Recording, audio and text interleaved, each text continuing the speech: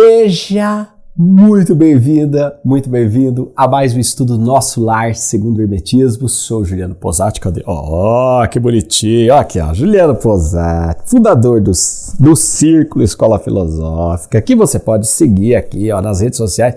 E aqui tá faltando uma rede, hein? Aqui, deixa eu ver, aqui, tá faltando uma rede. A gente também tá no LinkedIn, é só procurar Círculo Escola, se você é profissional, tem empresa, tá no mundo corporativo e quer saber o que o Círculo Escola tem feito por você, é só entrar lá no LinkedIn, procurar Círculo Escola, a gente está publicando conteúdo ali também. E nessa série Nosso Lar Segundo o Hermetismo, nós estamos aqui numa jornada de aulas maravilhosas, transformadoras de consciência. Está transformando tua consciência? Você está recebendo insights, inputs, expandindo as suas perspectivas, os seus horizontes, ressignificando o seu dia a dia, aquilo que você faz, as coisas que você atua. Então, deixa teu like, deixa teu comentário, compartilha com a gente. Como é que tá sendo o curso para você até agora? Nós já estamos caminhando pro final agora, hein? Estamos caminhando pro final. Só vai faltar depois dessa aqui, acho que para as 10 aulas. Tá acabando! Mas depois tem mais, não se preocupe, o nosso fogo no faniquito é eterno e nós vamos estar com você sempre, porque esse é o papel do círculo com a nossa sociedade, não é? Expandir consciência, desenvolver, promover o autoconhecimento, a espiritualidade livre, a filosofia, para que você realize seu potencial de boa e no fluxo. Está começando mais um Nosso Lar Segundo o Hermetismo.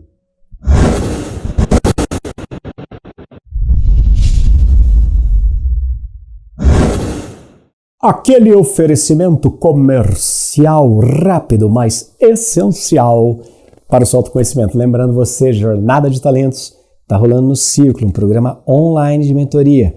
Você foi lá, você namorou, né? Você está vendo as outras aulas, mas você só está se enrolando. Cara, se ficou alguma dúvida, escreve pra gente, a gente marca um papo de 30 minutos e a gente tira todas as suas dúvidas. Vamos conversar, vamos se olhar cara a cara, olho no olho, para fazer a jornada com a gente. Não deixe essa oportunidade passar. Legal? Boa aula para você com o meu eu do passado. Eu escolhi esse tema muito além da causa e do efeito para esse nosso estudo, porque aqui a gente está juntando dois capítulos hoje. A gente está juntando o capítulo que fala do encontro, né, da chegada lá da caravana do umbral, né, dos samaritanos que foram lá.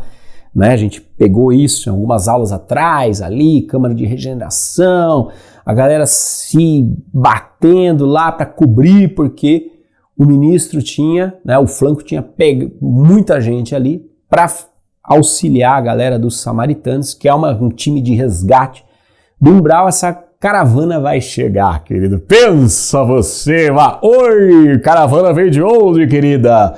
Do umbral. Mas mais do que isso, no meio ali também ele vai se encontrar, né? Ele vai se encontrar com uma figura particular, conectada à história pessoal do nosso querido Andrezinho Luiz, que vai ficar chocada de encontrar esse cara, toda tímida, envergonhada, constrangida, e nós vamos ver essas duas coisas. Só que, claro, vamos falar assim, é o arroz com feijão da espiritualidade, né? Arroz com feijão da espiritualidade seria a gente ficar aqui falando sobre causa e efeito. Tá vendo? Chutou o gato quando tava na terra e chegou manco no umbral, né? Deu a cintada no cachorro quando estava na terra, chegou lá com as costas cheias de vergão. É o básico do A igual a B, esse pensamento linear, cartesiano, causa, efeito, né? Então tá bom, tá aqui, estou cachorro, vai manco pro umbral. Eu acho que a gente precisa expandir um pouco a compreensão sobre o princípio de causa e efeito, tá? Princípio que não é invenção do Kardec, viu, querido? Boa tarde, boa noite, bom dia a você que está chegando no nosso estudo. Temos uma novidade. Tio Kardec não inventou o princípio de causa e efeito. Já chegamos batendo um bafão, né? Mas é isso, não inventou, né? O princípio de causa e efeito já é um princípio muitíssimo difundido, né? Já desde as culturas cultura egípcia, toda a parte oriental, chineses, indianos, todos aqueles povos e as suas respectivas religiões já têm uma compreensão profunda, multimilenar, né, sobre o princípio de causa e efeito. O tio Kardec ajudou a ocidentalizar essa parada na canalização da egrégora do Espírito da Verdade por ocasião do Livro dos Espíritos. Ajudou a ocidentalizar, tornar palatável, conectou com o cristianismo, etc. e tal. Mas, vamos dizer assim, mesmo na Europa, se a gente considerar os círculos iniciáticos, os círculos de magia, de alta magia, os círculos de alquimistas, esse já era um conceito bastante difundido, porque é um dos princípios herméticos, não é? Um dos princípios do Caibalion, um dos princípios das obras herméticas traduzidas no Renascimento, tá? Vieram das escolas ali de Alexandria, nesse movimento meio helênico, e foram traduzidos no Renascimento pelos alquimistas. Então nós não estamos falando de uma novidade, tá? Mas é claro que a partir do trabalho de Kardec, que é um trabalho extraordinário, né? Isso ganha um novo viés. E também um efeito colateral, que é a criação de uma religião, né? Kardec era um educador, né? Ele queria formar pensadores, críticos, experimentais. Kardec era um cara empírico da natureza e foi lá ver as mesas girantes para daí começar a pensar filosoficamente sobre o que aquilo significava. O ponto é que quando uma filosofia se transforma em religião, para ela se massificar, ela tem que ser simplificada. Tá? Simplificada. Isso é um movimento histórico.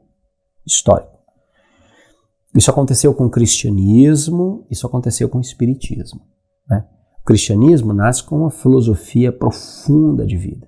Né? Então, a diversidade de compreensões em torno da mensagem do Cristo era gigante. Tanto que você tinha, por exemplo, os gnósticos, que foram suprimidos depois pela igreja ortodoxa, pela igreja já estatizada por Constantino no Império Romano. Eles foram suprimidos. Por quê? Porque o pensamento cristão gnóstico é um pensamento que promovia liberdade, autonomia, etc. e tal, vários valores que não eram interessantes para aquela religião que estava a serviço do Estado romano. Quando essa religião se institucionaliza, ela precisa ganhar membros, precisa ganhar dizimista, gente para ajudar a pagar a conta, ela precisa ser difundida. Mas como é que você difunde algo que é filosoficamente complexo, iniciático, que pressupõe autonomia de pensamento crítico, liberdade? Não dá. Então você simplifica isso, né? Então vamos criar aqui um credo, vamos criar aqui um conjunto de declarações e se a pessoa concordou com isso aqui, batiza, pronto, é católico. Né? Creio em Deus Pai, Todo-Poderoso, Criador do céu e da terra, e em Jesus Cristo, no Filho do Senhor, foi concebido pelo poder do Espírito Santo, nasceu da Virgem Maria, padeceu os pontos altos, foi crucificado, morto, sepultado, desceu, mansão dos mortos, ressuscitou, terceiro dia, subiu ao céu, está sentado à direita de Deus Pai Todo-Poderoso, onde há de vir a julgar os vivos e os mortos. Creio no Espírito Santo, na Santa Igreja Católica, na comunhão dos santos, na remissão dos pecados, na ressurreição da glória, na vida eterna, amém. Falou, batiza, tá aqui, batizado no Pai, Filho e Espírito Santo. É católico, tá aqui o seu carneirinho de dízimo, você tem que ir na missa todo dia, e aí você vai estar salvo. Simplifiquei. Muito mais fácil do que você propagar uma cultura de interiorização, de vivência mística, de busca interna pelo divino, pelo sagrado, pelo todo que habita você. Já perdeu metade da audiência, já foi embora. Natural, tá? Que quando uma filosofia tende à criação de uma religião institucional para massificação, ou como dizem os marqueteiros do digital, para o escalonamento, existe uma simplificação. Você regula pela média. O que acontece com o trabalho filosófico de Kardec? A mesma coisa. Você vai simplificando. Então a gente criou, né, essa coisa de causa e efeito como um toma lá da cá espiritual. Chutar um cachorro vai nascer manco, né? Bateu na criança vai nascer retardado. E coisas bizarras que tem um fundo de verdade? Tem, mas muito mais ampla, muito mais complexa. Quando a gente pensa em princípio de causa e efeito, a partir do hermetismo, a gente entende que existe uma rede de causalidades para um efeito. Não apenas uma causa, mas uma rede de causalidades que constelam e culminam num efeito. Já expliquei isso numa aula. Você é o efeito de um pai e uma mãe. Pronto, você já tem 2 causas, que são o efeito de 4 avós. Pronto, você já tem 6 causas, que são o efeito de 12 bisavós. Pronto. 12 com 8, 20 com 2, né? Com 4, 24, com 2... Ó, já tem 26 causas só em 3 gerações ascendentes para o efeito que é você. Cara, tem um tortinho no teu nariz que é lá dessa tataravó. Tá lá, um pedacinho do torto do nariz, com a orelha, com a pinta, com não sei o quê, que é lá. Aliás, outro dia foi tão engraçado, o Lourenço estava dormindo de bruço, estava uma meia luz no quarto, eu olhei assim, falei, nossa, eu acho que tem um bicho, aí a gente tinha passeado no parque, né, às vezes dá meio medo, aqui em Curitiba é capivara, é passarinho, um monte de coisa, e os bichos têm tudo carrapato, né, e aí de repente eu vi uma pontinha branca, assim, uma preta, assim, né, atrás da orelha, eu falei, meu Deus do céu, a mulher que tá com carrapato. Essa avó dele fica sabendo, vai me matar. Aí eu cheguei bem perto, cara, uma pintinha atrás da orelha esquerda, ó, aqui, ó, mostra aqui, ó. Ó o carrapato aqui, ó. Ó a origem do carrapato, aqui, ó. Igualzinha, no mesmo lugar, atrás da mesma orelha. Eu falei, eu sou a causa dessa pinta. Olha que coisa legal, né? Então a gente tem que compreender, voltando aqui, essa noção de que não é cartesiano, tá? Não existe no mundo espiritual uma planilha de Excel com causa e efeito. Coluna A, causa. Coluna B, efeito. Não existe lá um controller que vai ficar lá no computador esperando e falar assim, ó, aqui, ó. Vocês suspeita dos 8 aos 22 anos. Então, o efeito na próxima vida vai ser... Percebe? Não existe isso. Existe uma rede de causalidades. Porque tanto as nossas gerações anteriores, os nossos ancestrais, nos deixam um legado genético, transferem para nós informações fisicamente, através do DNA, quanto no inconsciente coletivo, que também participa da expressão da nossa singularidade, como em todas as nossas outras vidas. Cada ato, cada gesto, cada movimento, cada pensamento foi a causa de um pequeno efeito. Nós carregamos essa rede complexa de efeitos dentro de nós, no nosso campo, na nossa vida. A gente precisa pegar isso para encarar os textos de hoje, porque senão a gente vai, ficar no nhenhenhé. E são textos assim que são sérios para a época e muito curiosos. Mas vamos lá. André está lá recebendo a caravana do Umbral. Caravana de onde? Umbral. Chegando a turma toda. E ele vê uma senhora com dificuldade de descer ali do transporte onde foi feito o resgate dela, e ela já começa a resmungar, né? Começa a resmungar. Ai, graças a Deus que me tiraram daquele purgatório. Meu Deus, que coisa infernal. Graças a Deus cheguei no paraíso. Aqueles demônios que ficavam me atordoando. Mas os anjos do Senhor apareceram, veio toda uma missa completa ali na reclamação dela. E ele começa a prosa com essa mulher, né? E ele começa a perceber que ela estava meio revoltada, assim, como se estivesse na fila do poupa-tempo, sabe? Assim, porque perdi um tempo lá embaixo, não sei o que. A mulher ficou uns 60 anos no umbral. Coisinha leve. 60 anos lá enroscada no tardo purgatório. E ela começa a reclamar reclama, não sei mais o quê. E ele dá uma cutucada nela, fala, mas a senhora não assim, não chegou à conclusão, né, do porquê que a senhora demorou tanto, e começa a cutucar ela. E aí você vai ver que figura esta nossa pequena beatinha paroquiana que vai se apresentar agora. Vamos ao texto para você ver. O André Luiz, querendo bancar o diplomata do astral, fala assim: como são interessantes as suas observações. A senhora não procurou saber as razões da sua demora naquelas paragens? Ou seja, estava lascada, não lhe ocorreu que por acaso a senhora deveria estar ali por alguma razão?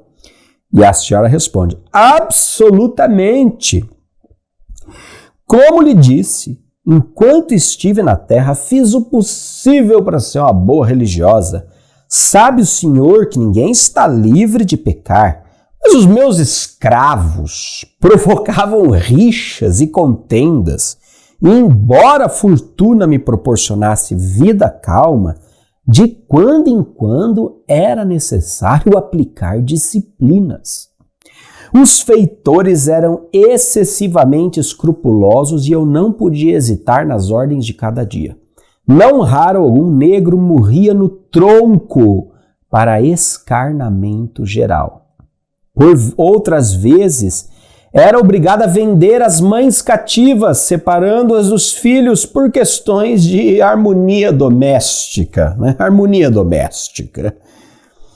Nessas ocasiões, sentia morder-me a consciência, olha lazarenta, mas confessava-me todos os meses com o padre Amâncio, né? Quando o padre Amâncio visitava a fazenda. Aí depois da comunhão, eu estava livre dessas faltas veniais, porque recebendo a absolvição no confessionário, ingerindo a sagrada partícula, estava novamente em dia com todos os meus deveres para com o mundo e para com Deus. E nós começamos a ver que o buraco é mais embaixo, né? Vê que coisa interessante. Num primeiro momento, a gente olha para esse texto e fala, velha desgraçada, olha só, matava escravo na chicotada, tinha escravo e não sei mais o quê, e separava a mãe, e coisa e tal, e acha que só porque confessava com o padre e não sei mais o quê, e tal, estava absorvida. Você vê, na mentalidade religiosa simplista, que abafa o pensamento crítico, que reduz o pensamento filosófico, ela está coberta de razão. Está coberta de razão. Mas, Posati, você está defendendo uma mocora, uma mulher horrorosa dessa, uma velha criminosa, escravocrata. Não. Eu só estou expandindo o contexto das causas.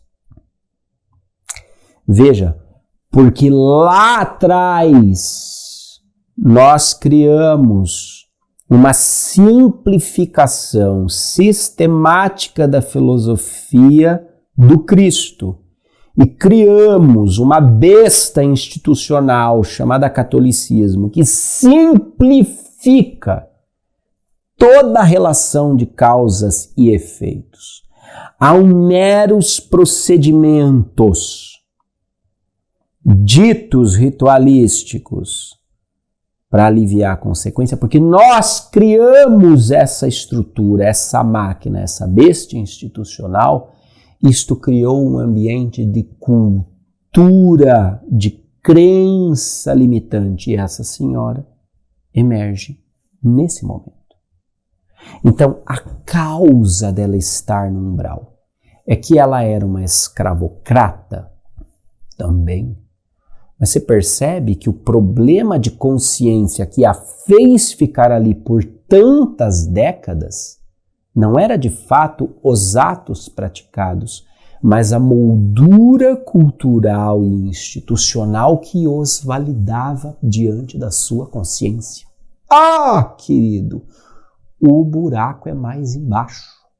Veja a sequência do texto, você vai começar a entender. Veja a sequência do texto. Ela briga, porque o André Luiz quer falar alguma coisa com ela, ela fala assim, não, de jeito nenhum, escravo é escravo. Se assim não fora, a religião nos ensinaria o contrário.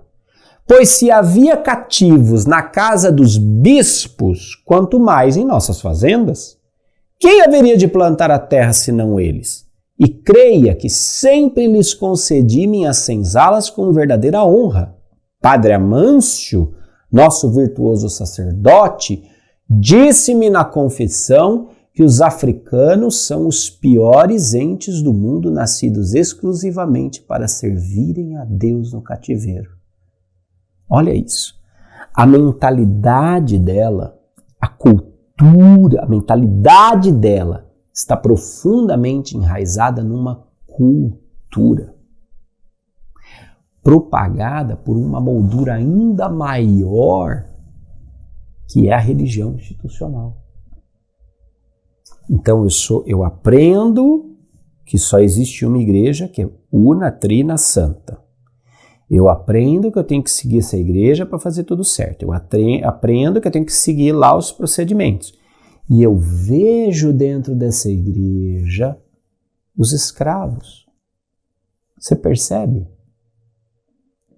Na cabeça, cara, quanto tempo precisa para essa senhora criar esta consciência? Porque todo o referencial dela, abre aspas, de sagrado e consagrado, estava desgraçado por objetivos econômicos e aquela parada toda de escravidão que a gente sabe. A dívida que a sociedade tem com os povos africanos é gigante, é gigante, é gigante. E, no entanto, os mesmos povos africanos estão aqui nos ensinando a compreender melhor, porque, caso você não saiba, o Egito fica na África, né? Os mesmos povos africanos, a mesma sabedoria oriunda desse continente, nos ajuda a compreender quão complexa é a rede de causalidades. Eu não estou com isso aliviando ela, não estou com isso aliviando ela, porque, no fundo, claro, cabe a cada um de nós o despertar de consciência. Mas você percebe quão penoso é o processo de despertar de consciência de uma pessoa que nasce numa cultura, numa ideologia como essa? A religião manda, ela falou. A religião manda. A religião falou. O bispo tem que ir lá na casa dele. Como que eu não ia ter? O padre falou que eles são feitos para isso. O padre falou. Eram os referenciais dela. E é o perigo dessa moldura cultural e religiosa. E não apenas ali, gente, porque hoje em dia a gente continua com uma série de outras molduras que trazem tanta treta. Tanta treta. Um pai que é cristão, evangélico, católico, que expulsa o filho de casa quando descobre a sua sexualidade, a sua expressão sexual. Uma mãe que expulsa a filha de casa porque ela não casou virgem. Você percebe? Porque eu defendo tal coisa, porque Deus disse tal coisa. Deus falou através da boca do pastor que é assalariado de uma organização chamada igreja. Sei. Você percebe? Ainda hoje, essas molduras culturais e religiosas continuam afetando as relações. E no fundo, é tanta projeção de medo, das nossas próprias inseguranças, a gente se agarra com aquilo e nós repetimos aquilo sem pensar criticamente. Sem pensar criticamente. Percebe? A religião, ela promoveu, a religião institucional, sobretudo, não falo de tradições sagradas e etc. Falo da institucionalização. Institucionalização promove simplificação, porque com simplificação você obtém a massificação. E quando você cria uma instituição, alguém tem que pagar a conta. E quem vai pagar a conta é a massa. Vida de gado, povo marcado, povo feliz. Povo feliz. Então a nossa velhinha, que é uma velhinha, não é? Ela tem em si causas para os efeitos que ela foi colher no umbral, mas você percebe que existem causas muito maiores, uma rede de causalidades que levou a mentalidade dela a se manifestar daquele jeito. E num determinado ponto de vista eu tenho uma certa compaixão dela, porque era aquilo que ela dava conta. Era aquilo que todo o contexto daquele momento estava fazendo. Eu tenho uma certa compaixão dela. Mas não estou dizendo com isso que sou escravocrata. Me entenda bem, percebe?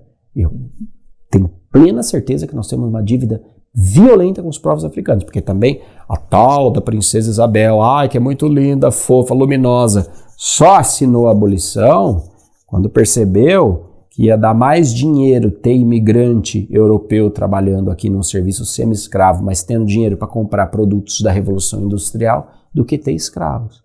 Aí, porque emancipou, aboliu a escravatura e aboliu toda a raça negra também, né? Porque não deu oportunidade, não deu educação, não deu condição de se estabilizar. Quer dizer, eu simplesmente aboli a escravatura e descartei essas pessoas. Eu não fiz o trabalho de inclusão, de integração, etc e tal. Movimento, vamos dizer assim, Deus escreve certo por linhas tortas. Uma hora alguém tinha que ensinar isso, seja pelas motivações que fossem. Mas você percebe? Existe uma dívida com esse povo, existe uma injustiça social histórica com esse povo, não é? Que precisa chegar, que precisa ser resgatado. Né? Eu tive acesso a um dado tão bonito, dizendo que pela primeira vez na história do Brasil, o número de estudantes negros nas universidades foi maior do que o número de estudantes brancos e amarelos, pardos, né? Pela primeira vez. Né? Eu vi uma campanha lindíssima, inclusive de uma marca de produtos capilares, não é? Para cabelos afro, que falava da dor desses estudantes por não conseguir usar o chapéu de formando. As meninas, principalmente, né? O cabelo cacheado, quando comprido, né? Ele é armado, ele é grande, ele é volumoso, não é?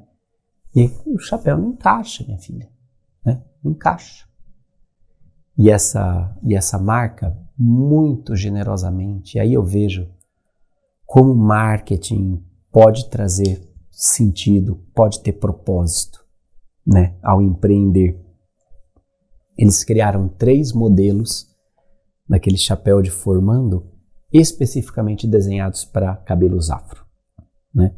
Um chapéu que tinha umas garrinhas que prendia os cachos, um chapéu vazado em cima para elas porem, jogarem as tranças, né? Um outro baixinho. A coisa mais linda de ver. Uma campanha de marketing, vendendo produtos para cabelo afro, mas uma campanha que cumpriu um papel, na minha opinião, agora como marqueteiro, filósofo e espiritualista, um papel histórico de resgate. Um papel histórico de resgate. Né? E veja, o efeito dessa campanha tem uma rede de causalidades. Você tem um programa de governo que favoreceu isso por anos e décadas, que foi criticado por anos e décadas. Você tem programas de sociais democracias distribuindo recursos, você tem ascensão social, você tem o próprio capitalismo que permite hoje, bem ou mal, que essas pessoas empreendam, pensem num futuro diferente, você tem educação, você tem tantas coisas para a gente chegar nesse efeito lindo, um verdadeiro resgate, não é? Eu acho que esse olhar precisa permear a nossa percepção, né? Esse olhar precisa permear a nossa percepção. Por isso nós estamos aqui hoje conversando sobre muito além da causa e do efeito. Né? Vamos voltar para o texto, porque tem mais.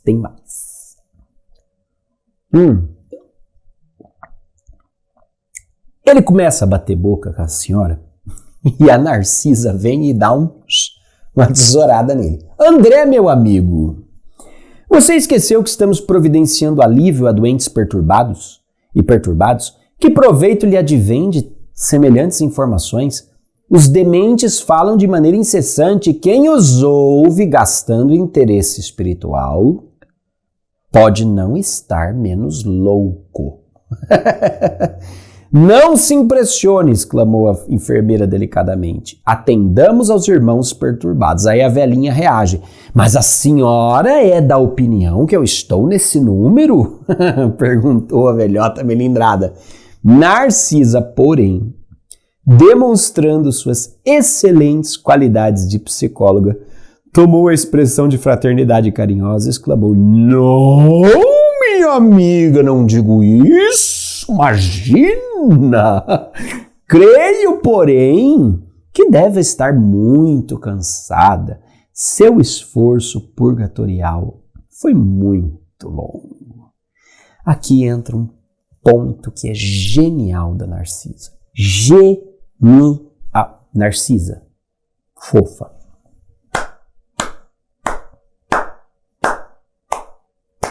Genial. Não deem pérolas aos porcos. O André começou a discussão e não parava, e perguntava, não sei mais o que. Ela falou: Ei, minha filha, perdendo tempo falando com louco. Fala com louco, pode estar louco, hein? Já dá aquela tesourada que o bicho já... Já fecha ali.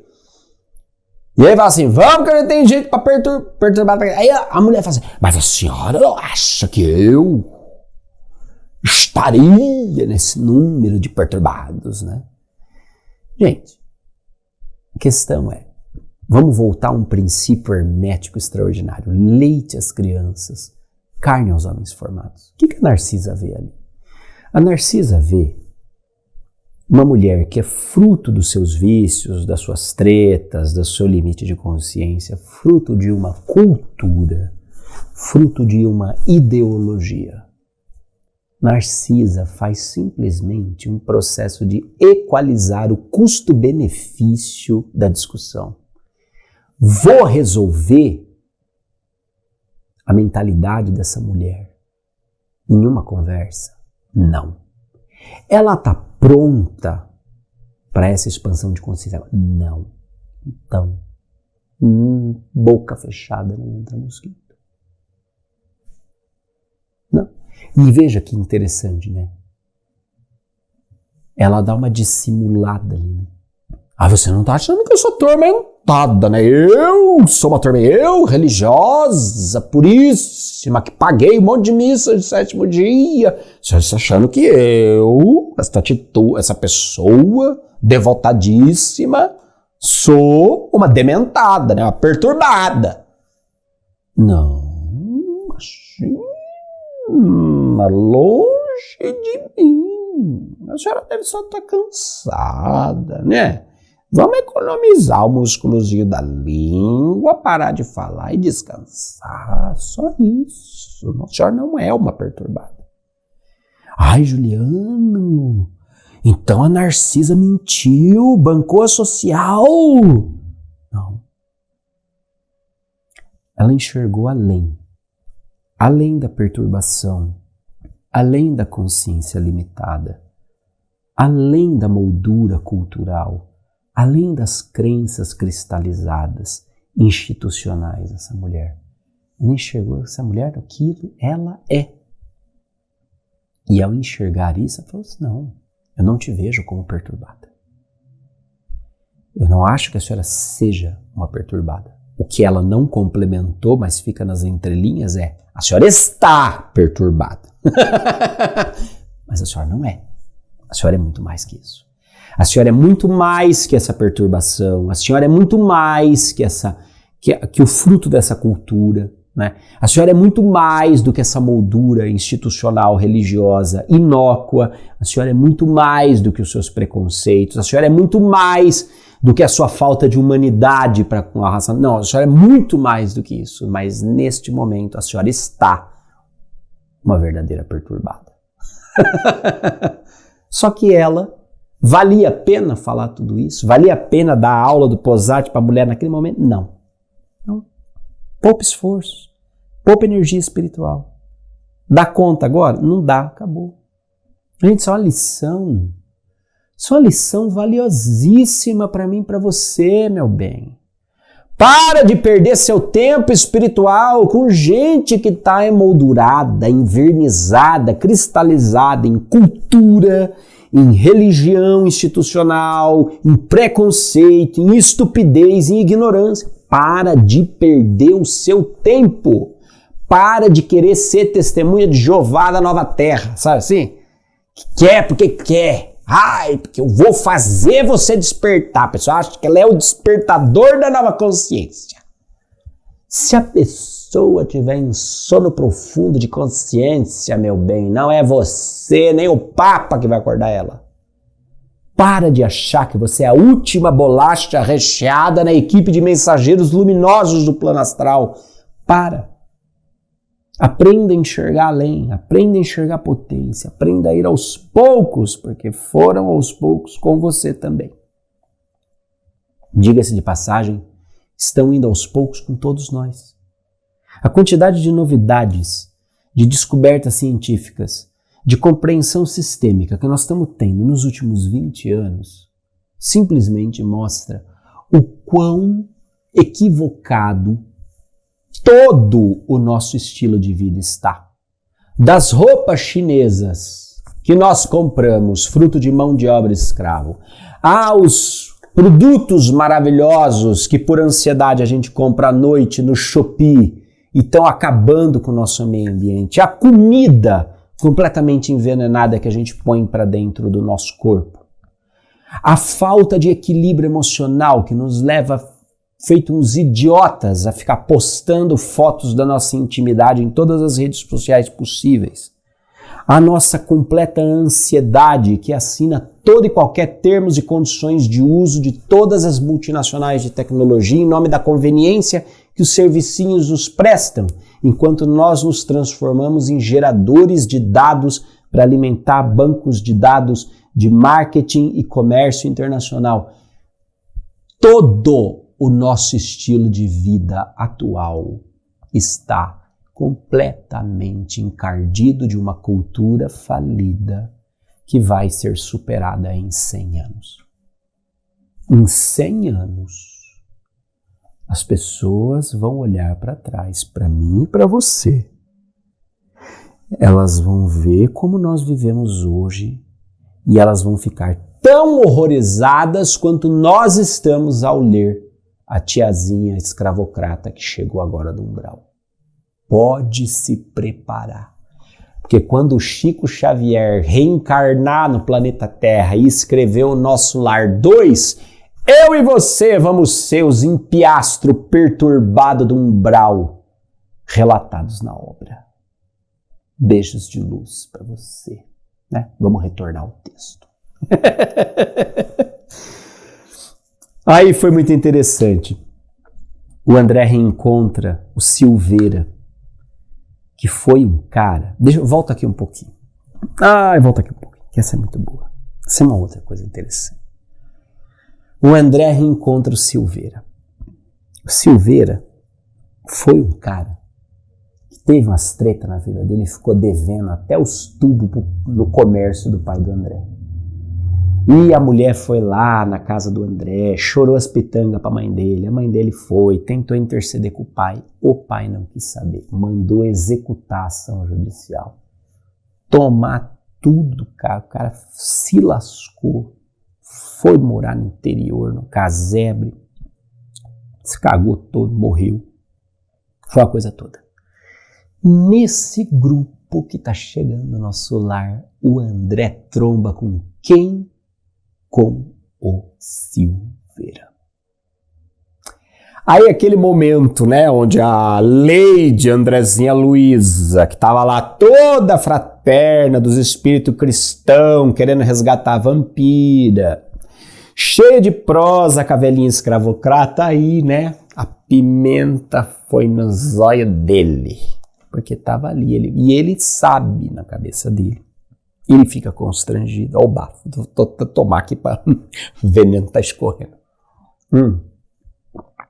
Ele sabe que quando o pai dele executa o cara e arregaça com a vida do cara, ele apoiou o pai. Ah, médico, orgulhoso, aquela pompa, né, do começo do livro. Ele apoiou o cara. Ele não sabe o que fazer com o Silveira. E o Silveira dá um abraço. André, que maravilha, não esperava ver você aqui, que bom rever você. E aí, o bicho vai ficando miudinho, né? Cheio de vergonha. Aí que vem esse texto aqui. Volta lá, Ícaro. Agora eu cheguei no texto. E quando eu mal dissimulava o desapontamento, Silveira, sorrindo, chamava a minha realidade. Tem visitado o velho? Aquela pergunta, a evidenciar espontâneo carinho, aumentava o meu peso. Que ele pergunta para o André se ele tem visitado o velho, o pai dele. Duas coisas aqui. Primeiro, vocês têm noção que em 1940, na década de 40, você se chamar o pai de alguém de meu velho era uma gíria? Gíria! Oh! Pessoas do plano astral usando gírias! Palavras de baixo calão! Oh! Vai ter gente que vai infartar de ver essa aula. Pois é, em 1940, chamar pai de meu velho era uma gíria. Gíria. Sabe por quê? Porque a cultura e a linguagem evoluem para dar conta de expressar o pensamento de uma época. Isto é para você, meu bem, que vive enchendo a minha paciência, porque eu uso palavras da nossa época para explicar coisas espirituais. A obra de Chico Xavier tem gíria. Sofra com isso. Sofra com isso. Atormente-se, vá para a terapia e nunca mais me encha o saco. Desculpa, voltando. Uma outra coisa fantástica que a gente vai ver nesse trecho é que diante do constrangimento de uma pessoa que sabe que fez, deu bola fora e tá ali constrangida, Silveira usa uma gíria, faz uma piada, brinca. Ele é leve. Ele é leve. Sabe por quê? Porque fraternidade não é sobre falar mansinho, com vozinha veludada. Fraternidade é sobre trazer leveza para as relações. Se você é o tipo de pentelha, de pentelho, que fica achando pelo em ovo no que as pessoas falam em nome de elevadas vibrações, você é um cancro obsessor que drena toda a possibilidade de autenticidade num relacionamento. Você é um cancro obsessor que drena a leveza e os humores das pessoas que te cercam. Você é um moralista barato. Você não é uma pessoa elevada, mística, espiritualizada, luminosa, que solta pum com cheiro de Glade, perfumes da natureza. Você é podre, você é moralista. E quase sempre vai dizer o Freud que dentro de um moralista externo existe um pervertido internalizado. Fica para sua reflexão, enquanto nós voltamos agora ao texto, Ícaro. Narcisa, vendo que Andrezinho Luiz está no bafo da vida dele, vai lá e fala assim: meu amigo, a Narcisa é ótima, eu sou fã de Narcisa. Não estranhe o fato, vi-me há tempos nas mesmas condições. Já tive, essa aqui é paradoxal essa frase, né?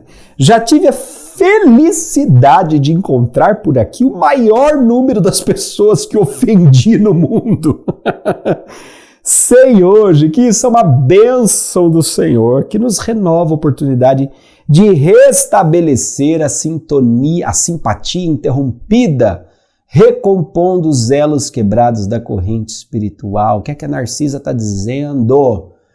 Meu filho, o que importa no final das contas é o relacionamento de qualidade.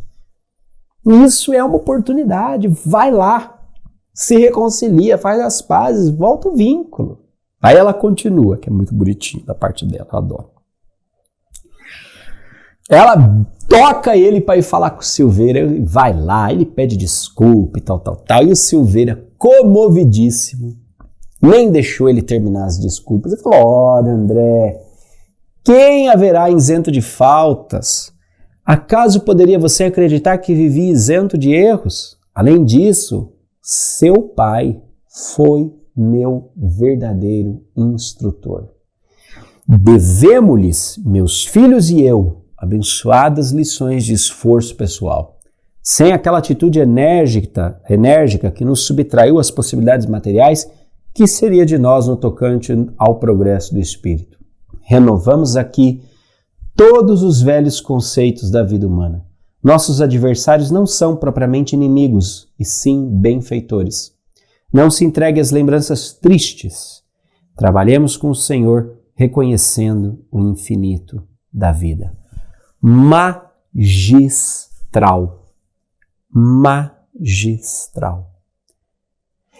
Esta percepção do Silveira, quando ele entende que aquela causa do efeito que ele viveu, estava relacionada a uma rede de causalidades, essa compreensão filosófica e ampliada do princípio de causa e efeito, de uma rede de causalidades para cada efeito, é o que permite o sujeito expressar este nível de humanidade, de compreensão, de generosidade, ao perceber no perseguidor o benfeitor. No ato enérgico a oportunidade de crescimento. Sem uma eloquência mental, sem uma lógica, sem uma razão ampliada para compreender isso, a reconciliação, a construção de relacionamentos, a reintegração de toda a comunidade humana é impossível. Portanto, se o pensamento religioso simplificado ou simplificador da filosofia chegou até esse ponto por uma razão, por causas de uma rede de causalidades maiores que talvez fujam a nossa compreensão nesse momento, nós também precisamos entender que a partir de agora nós precisamos retomar essa naturalidade com aquilo que é complexo, que é amplo, que é pleno. Percebe? Não existe isso ou aquilo, não existe binariedade na lei de causa e efeito. Existe uma rede de causalidades. Quando eu entendo que existe uma rede de causalidades, eu entendo que absolutamente nada é por acaso.